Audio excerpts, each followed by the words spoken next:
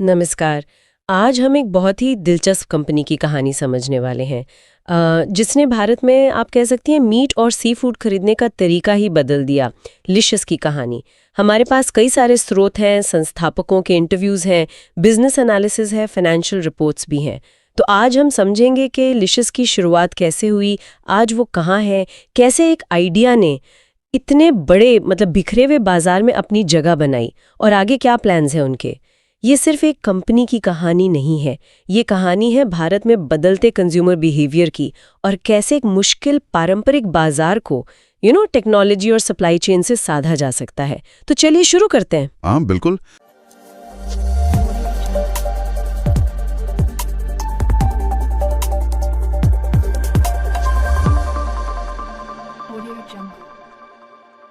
और ये कहानी खास इसलिए भी है क्योंकि लिशियस ने उस प्रॉब्लम को पकड़ा जो सालों से थी, भरोसे की कमी।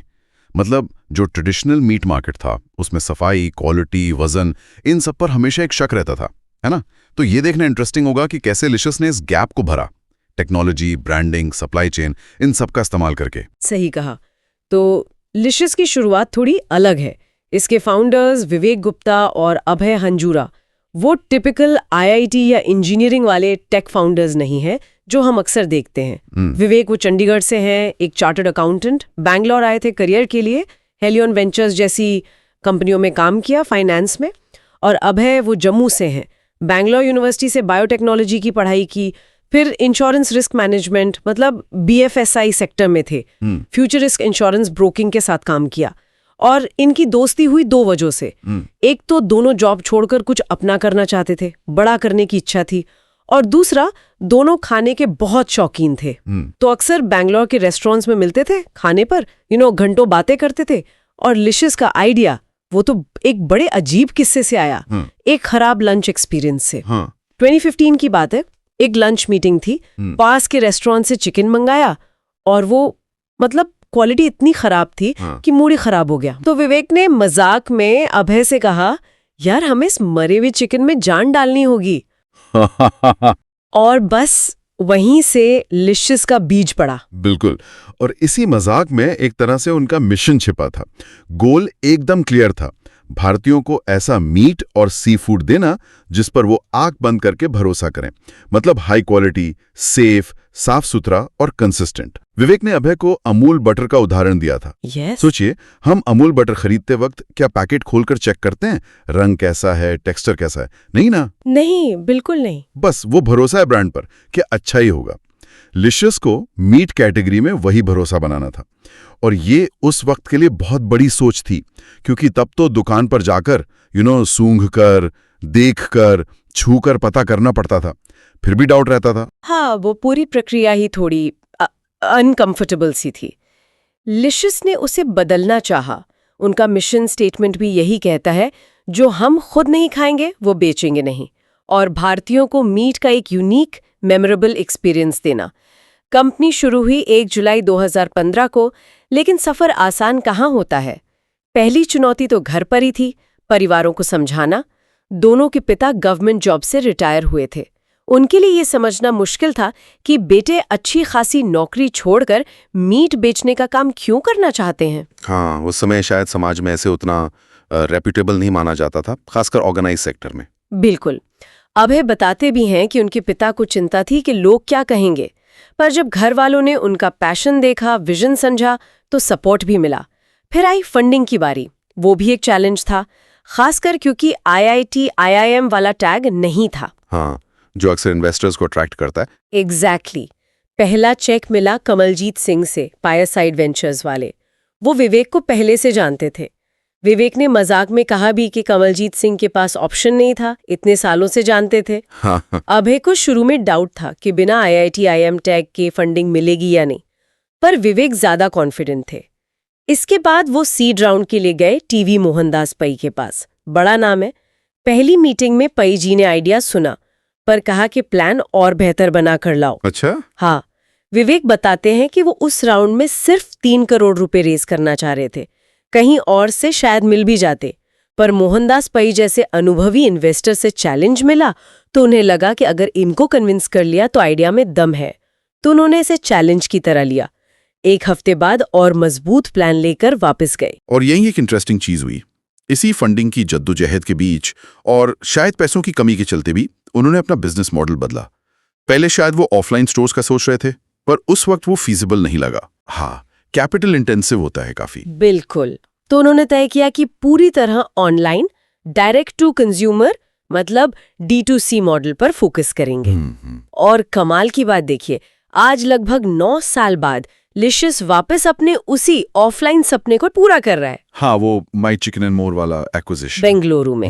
हाँ, अक्टूबर 2024 में जिसके 23 स्टोर्स हैं, दिखाता है कि कैसे स्ट्रैटेजीज टाइम के साथ बदलती हैं। सही बात है। अच्छा, वो मोहनदास पै वाली कहानी पूरी करते हैं। दूसरी मीटिंग में क्या हुआ? दूसरी मीटिंग में पै जी ने अपने बेटे सिद्धार्थ को भी बुला लिया पिच सुनने। सिद्धार्थ खुद फूडी हैं, उन्हें लिशियस का कॉन्सेप्ट, प्लान सब बहुत पसंद आया। वो बहुत उत्साहित हुए। अच्छा। और सिद्धार्थ के इसी उत्साह ने मोहनदास पै को भी कन्विंस कर दिया और डील पक्की हो गई। विवेक याद करते हैं कि पहला बिजनेस प्लान जो पै जी को दिखाया था, उसमें 5-7 साल में 300 करोड़ रेवेन्यू का टारगेट था। और आज लिशियस करीब 800 करोड़ के रेवेन्यू के पास है। लेकिन विवेक कहते हैं जब भी वो आज भी पै जी से मिलते हैं, वो यही कहते हैं, तुम रेवेन्यू में और बेहतर कर सकते हो, इसे और बढ़ाओ। वाह, ये होती है इंस्पिरेशन। बिल्कुल। अच्छा, लॉन्च के पहले दिन का भी एक किस्सा है, वो भी काफी कुछ सिखाता है। तब उनके पास सिर्फ 10 एम्प्लॉय थे। टारगेट रखा कि जान पहचान वालों से 50 ऑर्डर लाएंगे और डिलीवर करेंगे। ऑर्डर आ गए 50, डिलीवर भी हुए, पर गड़बड़ ये हुई कि लगभग सारी डिलीवरी लेट पहुंची। ओह, पहले ही दिन? हाँ, उन्हें उसी शाम समझ आ गया कि प्रोडक्ट तो ठीक है, पर लॉजिस्टिक्स, डिलीवरी सिस्टम वो बिल्कुल तैयार नहीं है। और उन्होंने एक बड़ा बोल्ड फैसला लिया, ऑपरेशन बंद कर दिया उसी दिन। क्या बात कर रहे हैं, पहले ही दिन ऑपरेशन बंद? ये तो बहुत बड़ा रिस्क था। हाँ, लेकिन शायद जरूरी था। ये दिखाता है कि क्वालिटी और कस्टमर एक्सपीरियंस को लेकर वो कितने सीरियस थे शुरू से ही। बिल्कुल। फिर क्या हुआ? 15 दिन लगाए उन्होंने अपना सिस्टम ठीक किया, फिर उन्हीं कस्टमर्स के साथ दोबारा लॉन्च किया। और इस बार नतीजा कमाल का था। करीब 90% कस्टमर्स वापस आए, दोबारा ऑर्डर किया। वाह, ये तो कॉन्फिडेंस बूस्टर रहा होगा। हाँ, बहुत बड़ा। इससे उन्हें यकीन हो गया कि वो सही रास्ते पर है, प्रोडक्ट में दम है। फिर वेबसाइट लॉन्च की, बेंगलोर के व्हाइटफील्ड इलाके से शुरुआत की, और शुरुआती मार्केटिंग भी बड़ी दिलचस्प थी। कैसे? बहुत ग्रासरूट लेवल पर। एम्प्लॉय पेट्रोल पंप पर कूपन बांटते थे, पूरे शहर में सिर्फ एक छोटी सी होर्डिंग लगाई थी, और सबसे मजेदार, वो अपार्टमेंट कॉम्प्लेक्सेस में कुकिंग शो करते थे। Cooking show? हाँ, अभय हंजूरा खुद खाना पकाते थे और विवेक गुप्ता पर्चे बांटते थे लिशियस के बारे में। हाँ, कमाल है। ये होती मेहनत। चलिए, अब जरा लिशियस के बिजनेस मॉडल की जड़ पर आते हैं, जो है उनका फार्म टू फोक मॉडल। इसमें सबसे खास बात है उनका पूरी सप्लाई चेन पर कंट्रोल, खासकर कोल्ड चेन पर। इसका मतलब है कि सोर्सिंग से लेकर प्रोसेसिंग, पैकेजिंग और कस्टमर के दरवाजे तक डिलीवरी, इस पूरी जर्नी में टेम्परेचर को लगातार 0 से 4 डिग्री सेल्सियस के बीच मेंटेन किया जाता है। हाँ, और ये कोल्ड चेन मैनेजमेंट ही उनकी सबसे बड़ी यूएसपी है शायद। बिल्कुल, यही उनका सबसे बड़ा कॉम्पिटिटिव एडवांटेज भी है। इसी से वो फ्रेशनेस और क्वालिटी कंसिस्टेंटली दे पाते हैं, जो ट्रेडिशनल मार्केट में नामुमकिन सा था। हाँ, और ये सिर्फ टेम्परेचर की बात नहीं है, भरोसा जीतने के लिए और भी बहुत कुछ किया उन्होंने। जैसे वो कहते हैं कि हर प्रोडक्ट 150 से ज्यादा क्वालिटी चेक से गुजरता है। उन्होंने FSSC 22000 UKS सर्टिफिकेशन भी लिया है। अब ये FSSC 22000 ये फूड सेफ्टी मैनेजमेंट का एक ग्लोबल स्टैंडर्ड है, काफी स्ट्रिक्ट है। हाँ, लोकल स्टैंडर्ड से कहीं ज्यादा कड़ा, इंटरनेशनल मार्केट्स में इसकी वैल्यू है। बिल्कुल। फिर उनकी वैक्यूम सील्ड पैकेजिंग है, हर बार एक जैसे परफेक्ट कट्स मिलते हैं, और सबसे बड़ी बात, जो पारंपरिक बूचड़खाने या मीट शॉप वाली गंदगी, बदबू, वो जो अनकंफर्टेबल एक्सपीरियंस था, उसको खत्म कर दिया। सही कहा। मीट खरीदना एक साफ सुथरा, मॉडर्न, कन्वीनियंट और भरोसेमंद एक्सपीरियंस बन गया। और उनका D2C मॉडल मतलब डायरेक्ट टू कंज्यूमर, वो भी बहुत सक्सेसफुल रहा है। आंकड़े देखें तो 90% से ज्यादा कस्टमर बार बार ऑर्डर करते हैं लिशियस पर। 90%? ये तो बहुत ज्यादा है। हाँ, कस्टमर रिटेंशन रेट बहुत हाई है, और करीब 85% सेल्स उनके अपने ऐप या वेबसाइट से होती है, किसी थर्ड पार्टी एग्रीगेटर से नहीं। अच्छा। ये साफ दिखाता है कि कस्टमर उनके ब्रांड पर, क्वालिटी पर, एक्सपीरियंस पर ट्रस्ट करते हैं। वो सीधे लिशियस से ही खरीदना चाहते हैं। उनका एक सब्सक्रिप्शन प्रोग्राम भी है, इन्फिनिटी नाम से, उससे उनके टोटल रेवेन्यू का लगभग 58% आता है। 58% सिर्फ सब्सक्रिप्शन से? कमाल है। हाँ, ये दिखाता है कि अगर ब्रांड स्ट्रांग हो, क्वालिटी कंसिस्टेंट हो और एक्सपीरियंस अच्छा हो तो कस्टमर लॉयल बन जाते हैं, खासकर ऐसे मार्केट में जहां पहले भरोसा ही नहीं था। और D2C से उन्हें कस्टमर डेटा और फीडबैक पर डायरेक्ट कंट्रोल भी मिलता है, जिससे वो और इम्प्रूव कर सकते हैं। चलिए अब जरा उनके ग्रोथ और फाइनेंशियल नंबर्स पर नजर डालते हैं। फाइनेंशियल ईयर 2024 मतलब FY24 में उनका रेवेन्यू थोड़ा गिरा था।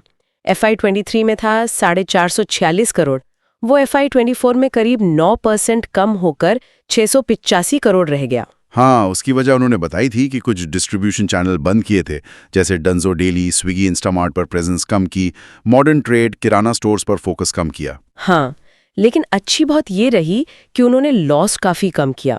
घाटा जो FY23 में 524 करोड़ था, वो 44% कम होकर FY24 में 294 करोड़ रह गया। मतलब प्रॉफिटेबिलिटी पर फोकस बढ़ रहा था। बिल्कुल, और FY25 में वापसी हुई है। अनुमान है कि रेवेन्यू 16% बढ़कर 795 करोड़ हो जाएगा और EBITDA लॉस भी 45% कम होकर 163 करोड़ रहने का अनुमान है। EBITDA मतलब earnings before interest, taxes, depreciation and amortisation. हाँ, और कंपनी ने पब्लिकली कहा है कि उनका टारगेट है FY25 के एंड तक EBITDA प्रॉफिटेबल होना, मतलब ऑपरेटिंग लेवल पर प्रॉफिट में आना। ये तो बड़ा टारगेट है। हाँ, और FY26 की पहली छमाही यानी H1 FY26 के नंबर्स भी अच्छे बताए जा रहे हैं। रेवेन्यू पिछले साल के मुकाबले 42% बढ़कर 530 करोड़ रुपए हो गया, तो ग्रोथ वापस ट्रैक पर है और लॉस भी लगातार कम हो रहा है। यहाँ एक और बात नोट करने वाली है कि लिशियस सिर्फ फ्रेश मीट और सी फूड तक ही नहीं रुका, उन्होंने अपना पोर्टफोलियो बढ़ाया है। Ready to cook RTC products की अच्छी रेंज है। हाँ, जैसे मैरिनेटेड टिक्का, कबाब, बिरयानी मिक्स, जो अर्बन लाइफस्टाइल के लिए बहुत कन्वीनियंट है। बिल्कुल। फिर ready to eat RTE products भी हैं, जैसे स्प्रेड्स, सूप्स, और मार्केट ट्रेंड्स को देखते हुए अनक्रेव नाम से प्लांट बेस्ड मीट ऑप्शंस भी लाए हैं। हाँ, ये दिखाता है कि कंपनी कोर बिजनेस के साथ साथ फ्यूचर अपॉर्चुनिटीज पर भी नजर रखे हुए है, फ्लेक्सिबल है। और जैसा हमने पहले कहा, अब वो ऑफलाइन मार्केट में भी जोर शोर से उतर रहे हैं। हाँ, वो माई चिकन एंड मोर वाला एक्विजिशन अक्टूबर 2024 में 23 स्टोर्स के साथ। बिल्कुल। उनका टारगेट है मार्च 2026 तक 50 स्टोर्स तक पहुंचना और उसके बाद हर साल 70-100 नए स्टोर्स खोलना। हर साल 70-100 स्टोर्स, ये तो बहुत अग्रेसिव प्लान है। हाँ, अभय अंजुरा का मानना है कि ये स्टोर्स सिर्फ सेल्स पॉइंट नहीं हैं, ये ब्रांड बिल्डिंग और मार्केटिंग टूल भी हैं। उनका कहना है, अगर कोई कस्टमर ऑफलाइन दुनिया में हमारी मछली या चिकन 3 बार देखता है, मतलब स्टोर के पास से गुजरता है या देखता है, तो चांसेस बढ़ जाते हैं कि वो अगली बार ऑनलाइन हमसे ही खरीदेगा। अच्छा, ये ओमनी चैनल स्ट्रैटेजी हुई। एग्जैक्टली। इससे कस्टमर बेस बढ़ सकता है, पर चैलेंज भी होंगे। ऑनलाइन ऑफलाइन प्राइसिंग को मैनेज करना, स्टोर ऑपरेशंस की कॉस्ट, ये सब। और डिलीवरी, उसमें भी कुछ नया कर रहे हैं। हाँ, डिलीवरी भी फास्ट कर रहे हैं। गुरुग्राम में 30 मिनट डिलीवरी सर्विस लेशियस फ्लैश शुरू की है। 30 मिनट? हाँ, और प्लान है कि जून तक, शायद 2025 या 26, इसे ज्यादातर बड़े मार्केट्स में ले आएंगे। H1 FY26 में लेशियस फ्लैश उनके 60% ऑनलाइन कस्टमर्स को सर्विस दे रहा था। ये तो सीधा मुकाबला है क्विक कॉमर्स वालों से, जोमैटो, स्विगी और खासकर जेप्टो से। बिल्कुल, जो 10-20 मिनट डिलीवरी का वादा करते हैं। अगर हम अब बड़े पिक्चर को देखें तो इंडिया का मीट मार्केट बहुत बड़ा है, मतलब $55 बिलियन से भी ज्यादा, 4.5 लाख करोड़ रुपए से ज्यादा। बाप रे, इतना बड़ा? हाँ, लेकिन इसका 90% से ज्यादा हिस्सा आज भी अनऑर्गेनाइज्ड है। मतलब वही ट्रेडिशनल कसाई की दुकानें, खुले मार्केट, जहां अक्सर सफाई, स्टैंडर्डाइजेशन, कोल्ड चेन, भरोसे की कमी होती है। सही बात है। इसके सामने ऑनलाइन मीट और सी फूड मार्केट 2023 के अनुमान के हिसाब से सिर्फ 250 से 3000 करोड़ रुपए का था। सिर्फ? मतलब टोटल मार्केट का 1% से भी कम। हाँ, यहीं पर लिशियस जैसी कंपनियों के लिए बहुत बड़ा मौका है। इस विशाल अनऑर्गेनाइज्ड मार्केट को ऑर्गेनाइज्ड बनाना, कस्टमर्स को एक बेहतर, सेफ, कन्वीनियंट एक्सपीरियंस देना और इस प्रोसेस में एक बड़ा ब्रांड बनाना। लेकिन जहां इतना बड़ा मौका है, वहां कंपटीशन भी तेजी से आता है। लिशियस के डायरेक्ट कॉम्पिटिटर्स तो हैं ही, जैसे Fresh To Home, Zappfresh, पर अब असली चुनौती शायद क्विक कॉमर्स प्लेयर्स से है। हाँ, जैसे जेप्टो ने अपना in house brand relish launch किया है मीट और सी फूड के लिए। और चौंकाने वाली बात यह है कि लॉन्च के 6 महीने में ही रेलिश ने 150 करोड़ का annual revenue run rate ARR छू लिया था। 150 करोड़ ARR सिर्फ 6 महीने में? हाँ, ARR मतलब अगर वो उस वक्त की सेल्स रेट पूरे साल मेंटेन करते तो सालाना उतना रेवेन्यू होता। और ज़ेप्टो का टारगेट है मार्च 2026 तक रेलिश के लिए 1000 करोड़ ARR तक पहुंचना। बाप रे, 1000 करोड़? हाँ, इसी तरह ज़ोमैटो, स्विगी भी इस सेगमेंट में है। तो लिशिस को अब सिर्फ क्वालिटी और ब्रांड पर नहीं, बल्कि डिलीवरी स्पीड और कीमत पर भी बहुत कड़ा मुकाबला करना होगा। यहाँ एक और अहम पहलू है लिशिस का, उनका सोशल इम्पैक्ट।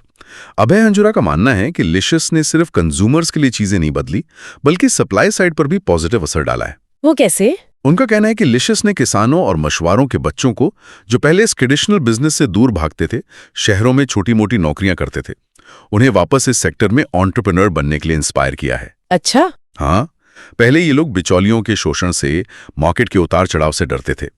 लिशिस ने एक ऑर्गेनाइज सिस्टम और बेहतर कीमत देकर उन्हें एक नया रास्ता दिखाया है। हंजुरा चाहते हैं कि अगले 10 साल में इंडिया में 1000 से 2000 ऐसे नए एंटरप्रेन्योर्स तैयार हों जो मीट और सी फूड सप्लाई चेन में स्टार्टअप शुरू करें। वाह, ये तो बहुत अच्छी सोच है। हाँ, उनका कहना है अगर ऐसा होता है तो वो लिशिस की असली सफलता होगी।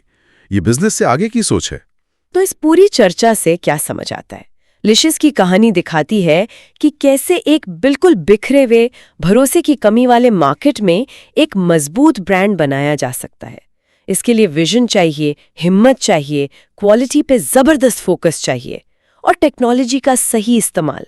शुरुआती मुश्किलें, फैमिली को मनाना, फंडिंग की दिक्कतें, वहां से लेकर तेज ग्रोथ, प्रोडक्ट रेंज बढ़ाना और अब ऑनलाइन के साथ साथ ऑफलाइन में भी धाक जमाने की कोशिश। उनका सफर वाकई सीखने लायक है। हाँ, बिल्कुल। और ये कहानी ये भी दिखाती है कि अगर आप कस्टमर की किसी असली प्रॉब्लम को पकड़ते हैं, जैसे मीट मार्केट में भरोसे की कमी, और उसे टेक्नोलॉजी, कोल्ड चेन, ऐप और बेहतर ऑपरेशंस, क्वालिटी चेक, डिलीवरी से सॉल्व करते हैं, तो आप न सिर्फ एक सक्सेसफुल बिजनेस बना सकते हैं, बल्कि पूरी इंडस्ट्री को बदलने की ताकत रखते हैं। उनकी कोल्ड चेन और क्वालिटी पर जो पकड़ है, वही उनकी सक्सेस का बेस रहा है। अब उनकी नजरें भविष्य पर हैं, खासकर 2026 में IPO लाने पर। हाँ, IPO की भी बात चल रही है। बिल्कुल। खबरों के मुताबिक वो इस IPO से $2 बिलियन, मतलब करीब 16,000 करोड़ रुपए से ज्यादा की वैल्यूएशन चाहते हैं, जो उनके पिछले वैल्यूएशन $1.5 बिलियन 2023 से काफी ज्यादा है। $2 बिलियन, ये तो यूनिकॉर्न से भी आगे की बात है। हाँ, ये उनकी एम्बिशन और फ्यूचर पोटेंशियल में उनके कॉन्फिडेंस को दिखाता है। और जाते जाते श्रोताओं के सोचने के लिए एक सवाल छोड़ते हैं। जैसे जैसे लिशिस और बाकी players, Fresh To Home, Zepto, Relish वगैरह ऑनलाइन और ऑफलाइन दोनों जगह तेजी से बढ़ रहे हैं, क्या हम भारत में मीट खरीदने का जो सदियों पुराना पारंपरिक अनऑर्गेनाइज्ड तरीका है, उसका अंत देख रहे हैं? क्या वो पूरी तरह बदल जाएगा? और इस तेज रफ्तार एक्सपेंशन और बढ़ते कंपटीशन के बीच क्या ये कंपनियां अपनी क्वालिटी, सेफ्टी, सस्टेनेबिलिटी के स्टैंडर्ड्स को उसी तरह बनाए रख पाएंगी जिस वादे पर उन्होंने शुरुआत की थी? ये देखना वाकई दिलचस्प होगा। सस्टेनेबिलिटी और क्वालिटी को स्केल के साथ मेंटेन करना हमेशा एक चुनौती होती है। बिल्कुल। तो इसी विचार के साथ आज की चर्चा समाप्त करते हैं। अगली बार फिर मिलेंगे एक और विषय पर ऐसी ही गहरी बातचीत के साथ।